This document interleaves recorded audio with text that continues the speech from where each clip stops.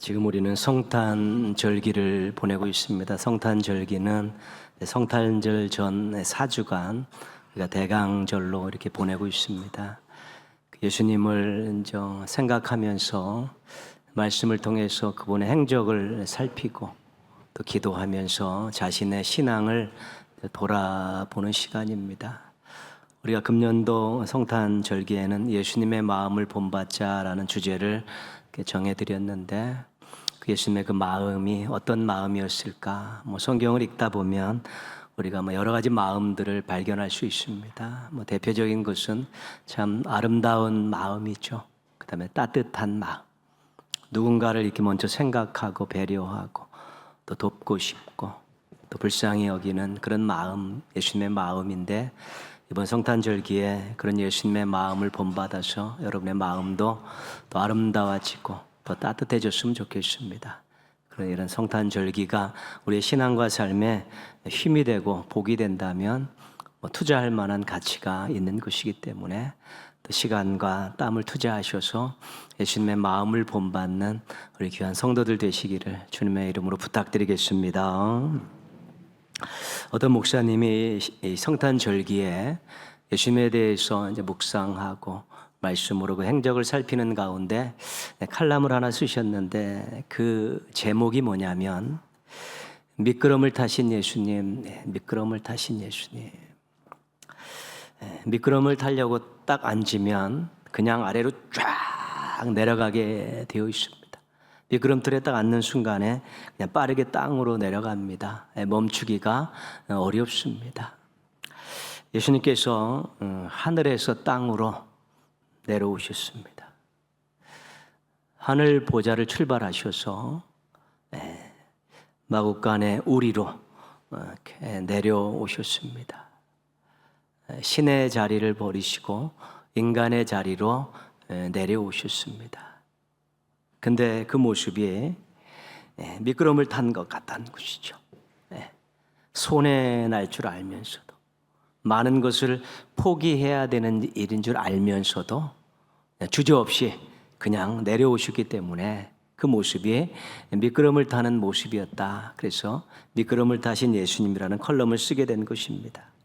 출발할 때 주저하지 않으셨고 땅에 도착하셔서도 후회하지 않으셨습니다. 고난절기에 우리가 예수님을 생각하고 행적을 살펴볼 때 또 이런 표현을 하나 또 우리가 쓸 수 있습니다. 십자가에 오르신 예수님. 십자가는 형벌의 도구입니다. 죄 지은 자를 잡아서 매달아서 처형하는 도구입니다. 그 당시 사람들은 이 십자가를 쳐다보지도 않고 입에 올리는 것조차 꺼려 했습니다. 그게 비참한 형구이기 때문에, 사형 도구이기 때문에 그들에게서는 그것이 입에 올리기도 쳐다보기도 싫은 그런 도구였습니다. 죄 없으신 예수님께서 십자가에 오르셨습니다. 올라가면 어떤 일이 생길 것을 아시면서도 올라가셨습니다. 결국은 생명을 잃게 된다는 것을 알면서도 올라가셨습니다. 올라가실 때 결코 주저함이 없으셨습니다. 올라가셔 모든 고통을 당하시고 죽으시면서도 후회함이 없으셨습니다. 그냥 올라가셨습니다. 내려오실 때는 그냥 주저없이 후회 없이 내려오셨고 올라가실 때도 주저없이 올라가셔서 후회하지 않으셨습니다.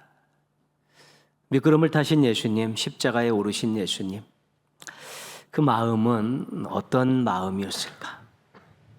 포기할 것들 많은데, 엄청난 고난이 예견되어 있는데, 가장 귀한 것을 줘야 되는데, 이런 것들을 다 아시면서, 손해날 것을 아시면서 미끄럼을 타시고 십자가에 오르셨던 예수님의 마음은 어떤 마음이셨을까?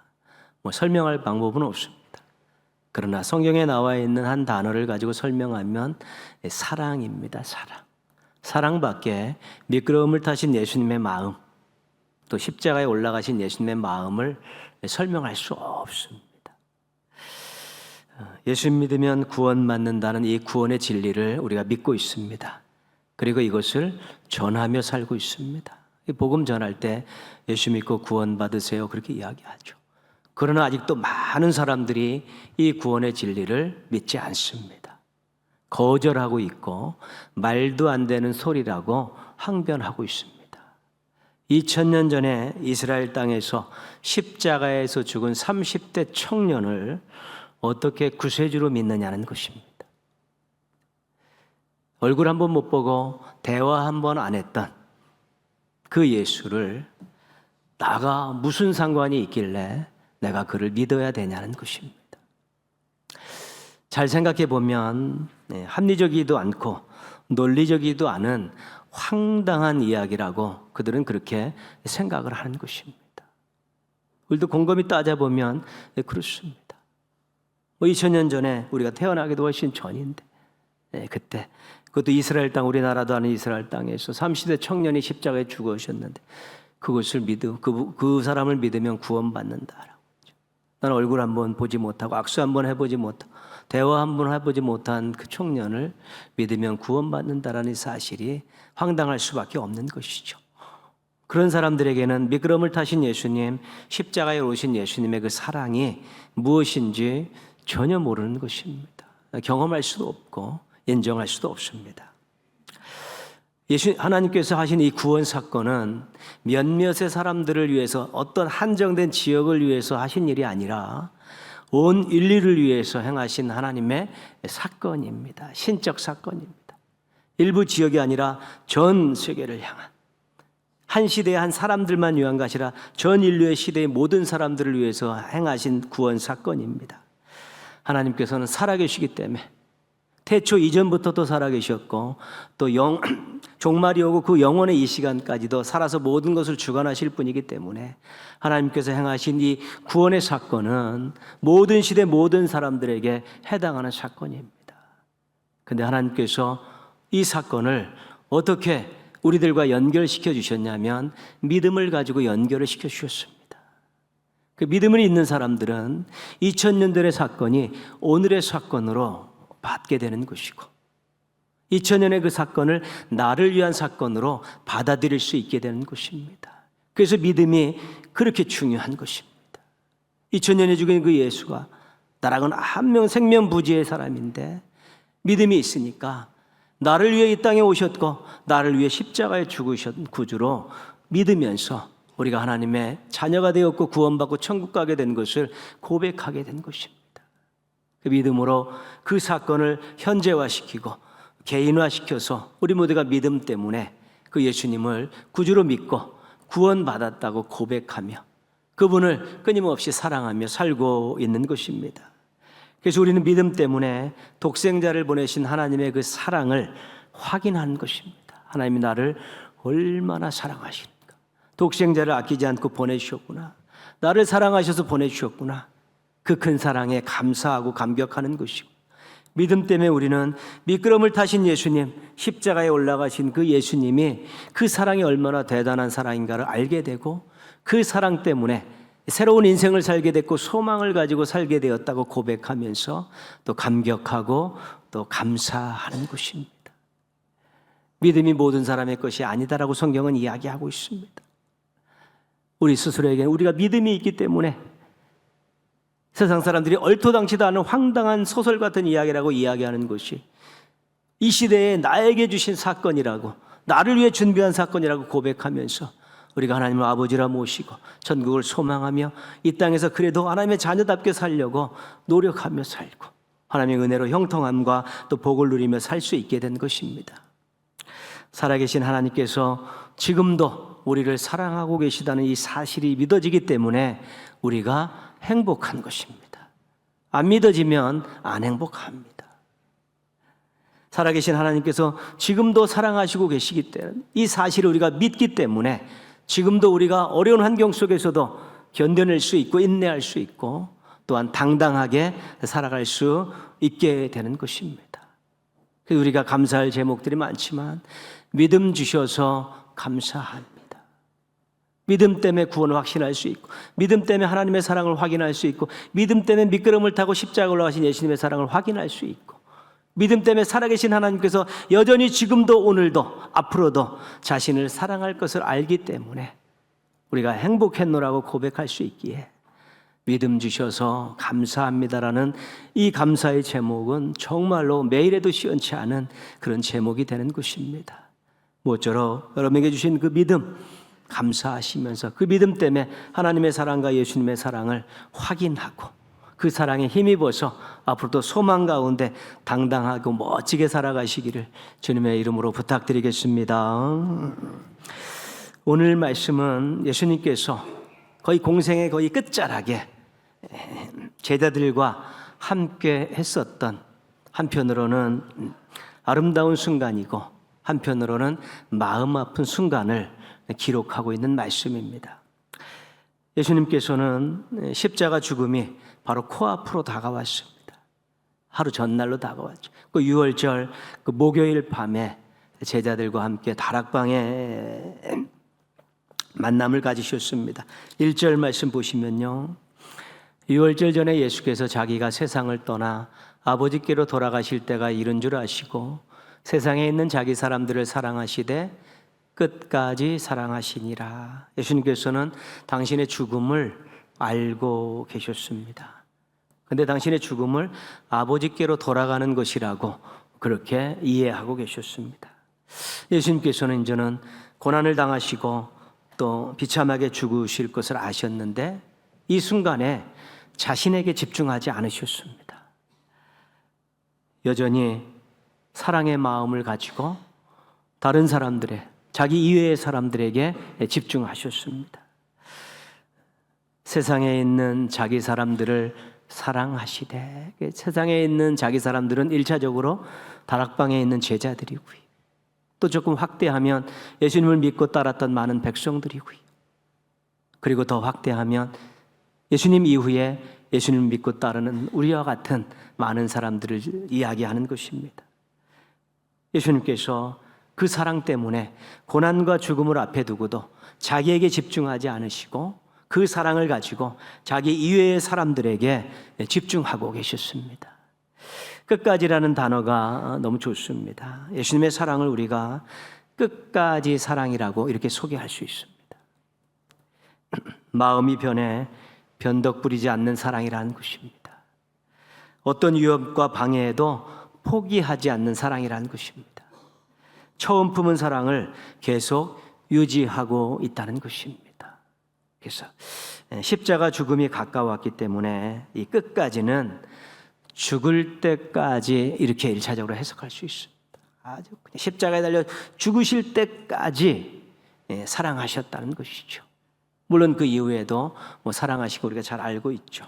죽음도 멈추게 할 수 없는 사랑이 예수님의 사랑이셨습니다. 최고의 사랑을 보여주신 것입니다. 오늘 우리의 본문을 포함하고 있는 요한복음 13장, 14장은 다락방 설교입니다. 다락방 설교. 예수님께서 제자들을 다락방에 모으고 마지막 만찬을 하시고 발을 씻겨주셨죠. 그리고 나서 몇 편의 주제를 가지고 짧게 설교를 하시죠. 세족식의 목적에 대해서도 이야기하시고 서로 사랑하라는 새 계명에 대해서도 말씀하시고 또 제자들과 대화하면서 몇 가지 주제도 말씀하시고 또 당신이 떠나신 이후에 제자들이 두려워할까 봐 보혜사 성령님이 오실 것이라는 설교도 하셨습니다. 예수님께서 제자들의 발을 씻기실 때 알고 계셨던 것, 예견하고 계셨던 것이 두 가지가 있습니다. 한 가지는 가룟 유다가 자신을 팔아먹을 거라는 것이죠. 또 한 가지는 베드로가 3번 자신을 부인하실 것이라는 것.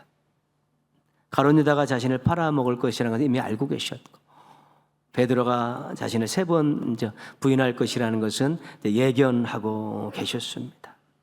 가룟 유다에게는 직접 말하도록 이렇게 얘기하지 않고 간접적으로 이렇게 이야기했고, 베드로에게는 직접 말씀하셨습니다. 3년 훈련의 과정을 겪으면서 제자들은 부족한 면이 많이 있었습니다.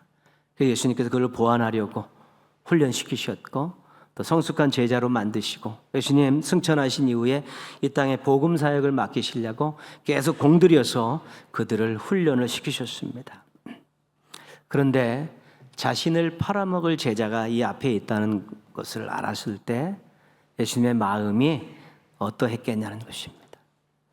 자신을 3번 부인할 제자가 이 앞에 있다는 것을 봤을 때 예수님의 마음이 어떠했겠냐는 것입니다. 결코 좋은 마음은 아니었을 것이죠. 또 불편하실 수도 있고 섭섭하실 수도 있고 또 화가 나실 수도 있을 법한 그런 상황입니다. 그런데 예수님께서는 끝까지 그 사랑을 잃어버리지 않으셨습니다. 사랑의 마음이 흔들리지 않으셨습니다.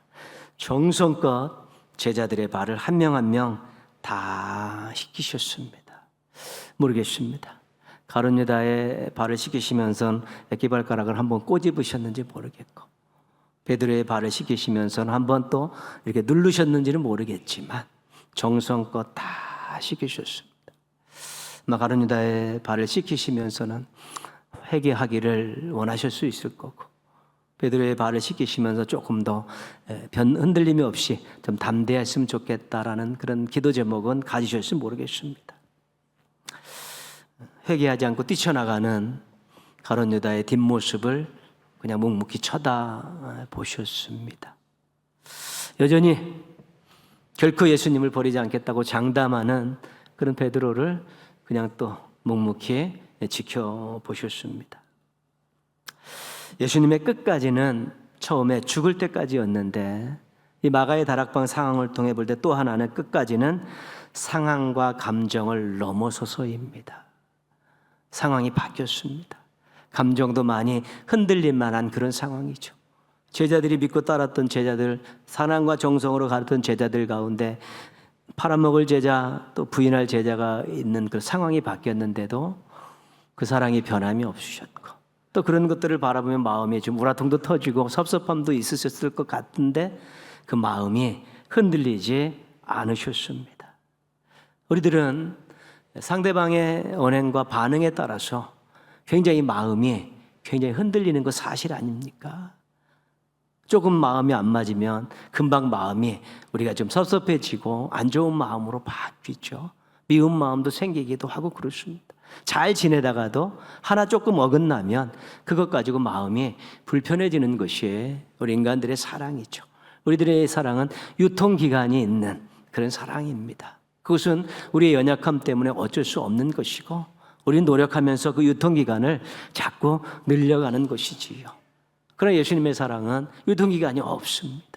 이 제자들의 이런 자기를 팔아먹고 부인할 그런 것을 알고 예견된 상황 속에서도 그 상황이 바뀌었는데 감정이 흐트러질 만한데도 여전히 그 사랑으로 발을 씻기시면서 애정을 담뿍 담아서 그들에게 권면하고 그들을 위로하고 또 소망의 말씀을 주고 계신 것입니다. 부족함이 있는 제자들, 또 실수투성이로 속썩였던 제자들, 당신을 팔아먹을 제자, 또 부인할 제자들, 이 섞여 있는 제자들을 바라보면서도 그 처음 품었던 그 부르실 때의 사랑의 마음이 변치 않으셨습니다. 끝까지 유지하셨죠. 상황이 바뀌었고 감정이 흐트러질 만한데도 변함이 없으셨고 십자가에 올라 돌아가실 때까지도 변함이 없으셨습니다. 한결 같으셨다는 것입니다. 예수님의 끝까지 사랑에 혜택을 입고 살아가는 것은 제자들뿐만 아니라 우리들도 그 끝까지 사랑에 혜택을 입고 살아가는 것입니다. 그래서 우리가 감사하는 것이고 그래서 우리가 예수님을 사랑하며 살려고 몸부림치는 것입니다. 끝까지 사랑 받고 있다는 거 잊지 마시고 또 우리 예수님을 우리 끝까지 사랑하려고 또 노력하셨으면 좋겠습니다. 기도하며 노력하시면 우리 하나님께서 도와주실 것입니다. 예수님께서 보여주신 끝까지 사랑은 지금도 우리에게 계속되는 사랑입니다. 우리가 요구하지 않았는데 우리가 잘나지도 않았는데 계속되는 사랑입니다. 감사하고 감사할 일입니다. 우리 예수님께서 우리에게 끝까지를 보여주셨기 때문에 우리도 예수님께 끝까지를 좀 보여드리려고 노력해야 되지 않겠습니까? 마태복음 24장 13절입니다. 마태복음 24장 13절. 그러나 끝까지 견디는 자는 구원을 얻으리라. 마태복음 24장은 마지막 때의 이야기를 기록하고 있죠. 마지막 때는 악한 세력들이 창궐하는 것이죠. 시험과 유혹과 핍박이 엄청나게 교회와 성도들에게 집중 포화가 쏟아지게 됩니다. 시험과 유혹의 그 핍박이 있는데 그래도 끝까지 견디는 자가 구원을 얻는다는 것이죠. 그래서 우리는 믿음을 끝까지 지켜야 되는 것입니다. 근데 악한 것들은 계속 우리의 믿음을 무너뜨리려고 계속해서 시험과 유혹과 핍박을 가하게 되는데 믿음을 끝까지 지킬 때 우리가 구원을 얻는 것 아니겠습니까? 우리는 믿음을 끝까지 지켜야 되는 것입니다.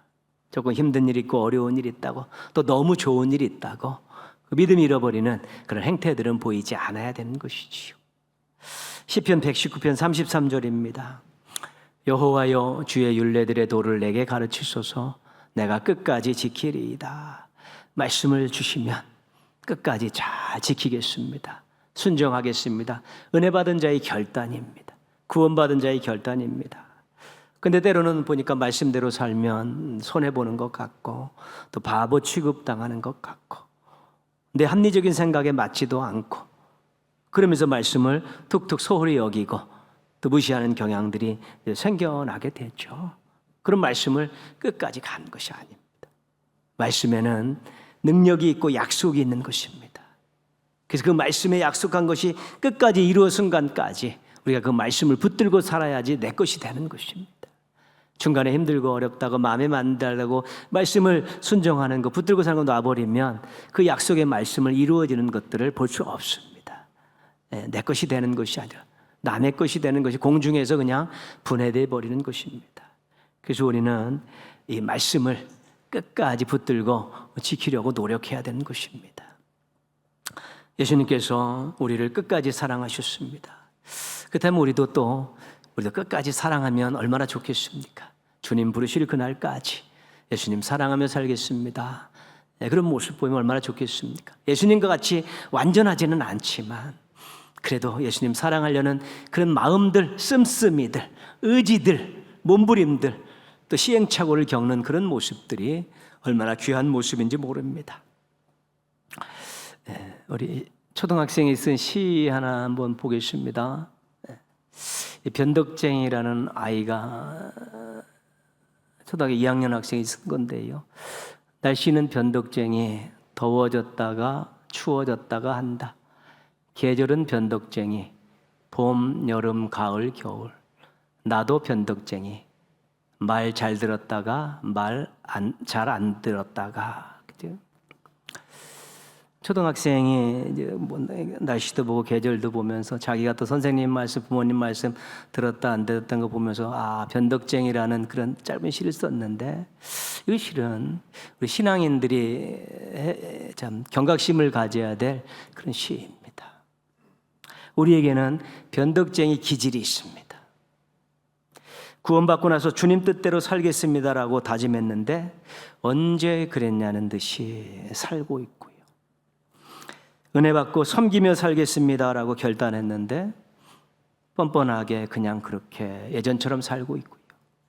사명받고 충성하며 살겠습니다라고 소원했는데 자신 일 아닌 듯 그렇게 살고 있고요. 엄청난 사랑받고 사랑하며 살겠습니다라고 각오했는데 다른 사람 조금만 실수하면 퉁박 주고 뒤에서 뜬 소리, 이상한 소리 비판이나 하고 이런 모습들 보이며 살 수 있다는 것이죠. 우리들이 변덕쟁이 기질이 있기 때문에 참으로 예수님 끝까지 우리를 사랑하셨는데 우리들은 변덕쟁이 기질이 있기 때문에 우리가 예수님을 끝까지 사랑하려면 엄청나게 많은 노력들을 기울일 수 있어야 되는 것입니다. 우리 주님이 변덕쟁이였다면 우리는 허무한 인생, 헛된 인생으로 전락했습니다. 잘한 것도 없는데 자격도 없는데 끝까지 사랑해 주셔서 여기까지 끌고 오신 것입니다. 오늘 나에게 자랑거리가 있다면 변덕 부리지 않고 사랑으로 우리를 이끌어 주셨던 하나님 때문이고 우리 주님 때문이라고 감사해야 되는 것입니다. 나의 많은 부분이 새롭게 바뀐 부분이 있었다면, 그 성장한 부분이 있었다면, 연단돼서 굳은 살에 배긴 그런 건강한 부분이 있다면, 끝까지 사랑하시며 여기까지 끌고 오신 우리 주님의 끝까지 사랑 때문이라고 우리가 인정하고 감사할 수 있어야 되는 것입니다. 자신을 말씀 앞에 늘 세우십시오. 말씀은 우리들을 비추는 거울입니다. 자신의 변덕쟁이 기질이 있는 부분들을 발견했으면 무릎으로 하나님 앞에 나아가는 것입니다. 하나님, 저에게도 변덕쟁이 기질이 있습니다. 이거 연단시켜 주십시오. 하나님, 이거 해결해 주십시오. 저도 주님 부르실 그날까지 그래도 끝까지 사랑한다는 그러한 모습들을 조금씩 보이며 살게 해달라고 기도해야 되고요. 그리고 또 우리가 시행착오를 좀 겪어야 되는 것입니다. 사실입니다. 그렇게 했는데 자꾸 변덕이 생길 때마다 다시 주님 앞에 돌아가 십자가 밑에 돌아와서 자신을 치면서 바닥을 치며 다시 한번 또 도전하면서 우리가 그 시행착오를 줄여가게 될 때 끝까지 사랑을 보일 수 있게 되는 것입니다. 성탄절기는 우리에게 유익한 절기입니다.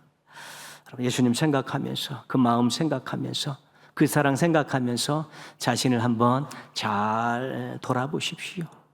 끝까지 사랑받았기 때문에 내가 여기까지 올 수 있었다 고백하시면서, 나도 그래도 주님 끝까지 사랑하려고 노력하며 살겠다라는 이런 마음 한번 품고 기도하고 도전해 보십시오. 하나님께서 반드시 귀하고 새롭고 아름다운 모습으로 성장할 수 있도록 도와주실 것입니다. 변덕쟁이 기질 잘 해결하시고 끝까지 주님을 사랑하며 살아가는 우리 멋쟁이 성도들 되시기를 주님의 이름으로 축원합니다.